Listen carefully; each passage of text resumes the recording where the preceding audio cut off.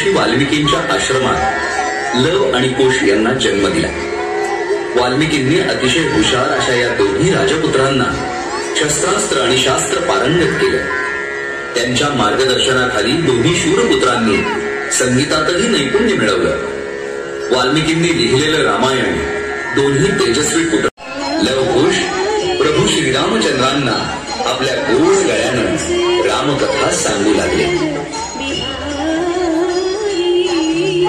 उपस्थित सर्व प्रेक्षकांना भगवान श्रीरामपुत्र लवकुशांचा सादर प्रणाम.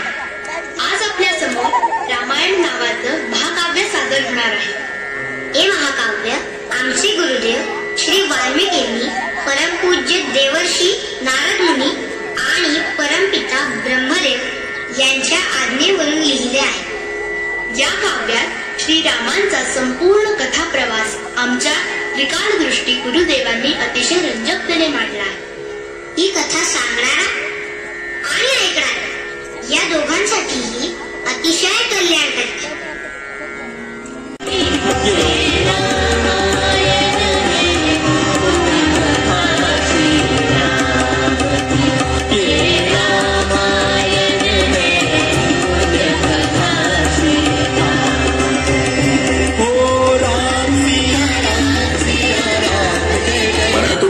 स्वस्थ होता.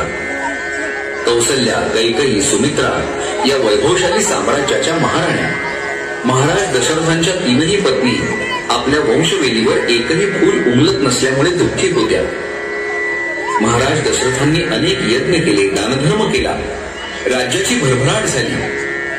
पण प्रजेला सर्व सुखांनी न्हाऊ घालणाऱ्या राजाच्या दारात पाळणा हलू नये हा केवढा दैव दुर्विलास.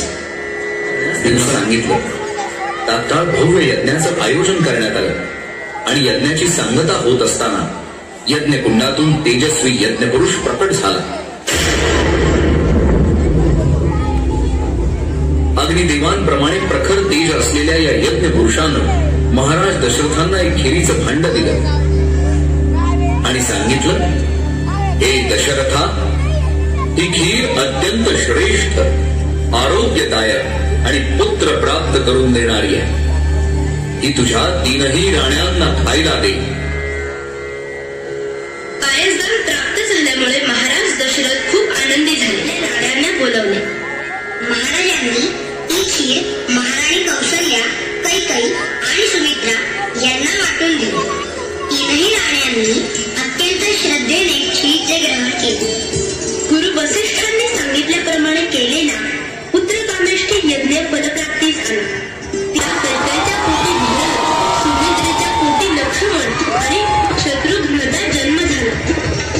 चार तेजस्वी राजपुत्रांची प्राप्ती झाल्याने महाराज दशरथ, माता कौसल्या, कैकेयी, सुमित्रा व समस्त अयोध्येजन प्रचंड आनंदित झाले. सगळीकडे आनंद उत्सव साजरा होत होता. प्रत्येक दारात सडा, रांगोळी, घरावर गोड्या तोरणं उभारली जात होती. दीर्घ काळानंतर जणू काही आपल्याच घरात राजपुत्रांचा जन्म झाला आहे अशा उत्साहाने सर्व नगरी सजली होती.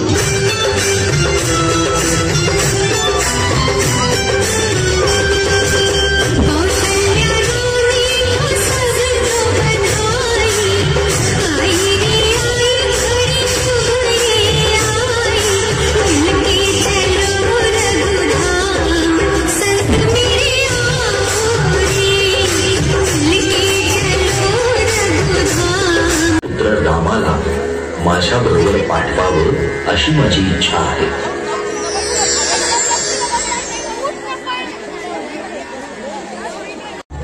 प्रभू श्रीराम तिथून जात असताना त्यांचा पाय त्या शिळेस लागतो आणि काय आश्चर्य, त्या शिळेचं पाषाण स्वरूप मावळून एक सुंदर स्त्री तिथे दिसू लागते.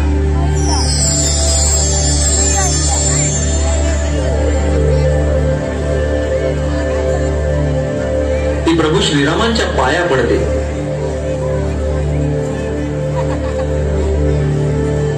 विश्वामित्र देवी अहिल्याची ओळख करून देतात. रामा, ही ब्रह्मदेवाची कन्या आणि महर्षी गौतमांची पत्नी अहिल्या. पतीच्या शापानं ती शिळा होऊन पडली होती.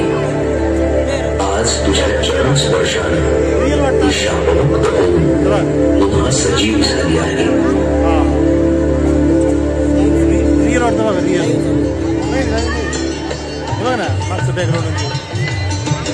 पुढे माधवी असा पण जनतानं ठेवलेला असतो.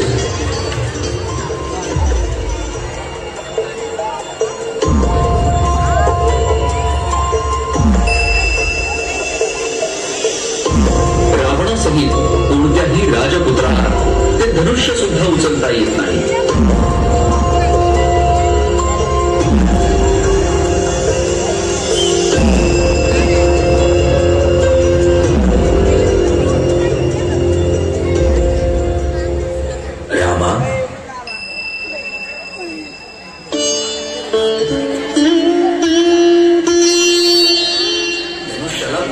स्पर्श केला.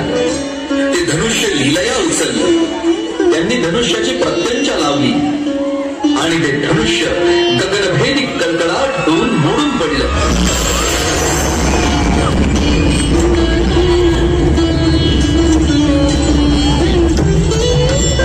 रामाचा पराक्रम पाहून तेथे एक जयध्वनी उठला. देव पुष्प वर्षाव करू लागले. जिंकलेल्या रामाला वरमाला घालण्यासाठी सीता पुढे आली. श्रीराम आणि सीतेचा विवाह संपन्न झाला. स्वयंवर झाले सीतेचे स्वयंवर.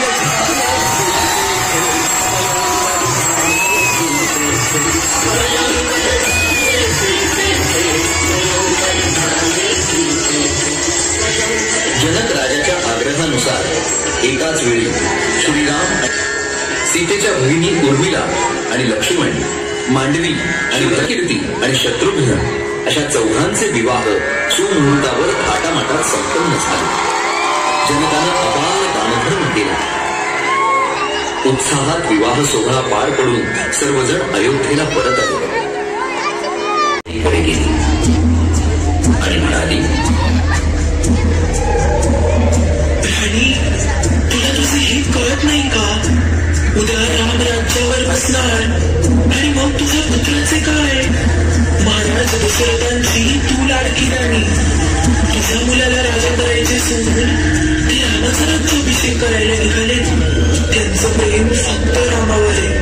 उद्या तो राजा झाला की तुझ्या पुत्राला बंदी बनवून टाकेल. देवसर युद्धात महाराजांनी दिलेले जे 2 वर आहेत ना, ते आत्ताच मागून घे.